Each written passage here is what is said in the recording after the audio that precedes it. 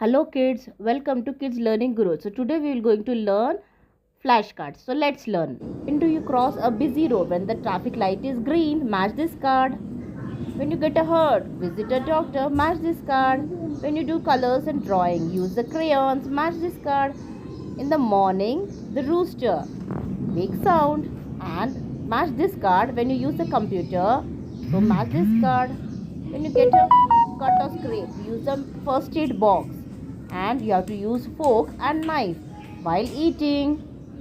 And your hairs are very messy, so brush your hair, comb your hair. Yes kids, go with the next one. When you get up early in the morning, match this card.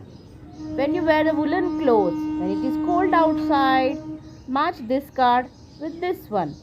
Kids, next comes when you visit a toy store, when you buy toys. Yes. When do you cut the grass? When the grass is tall, we cut the grass. And when do you make a snowman in the winter? Match this card.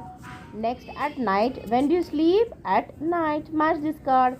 When you go for a skateboard, we have to take the safety precautions.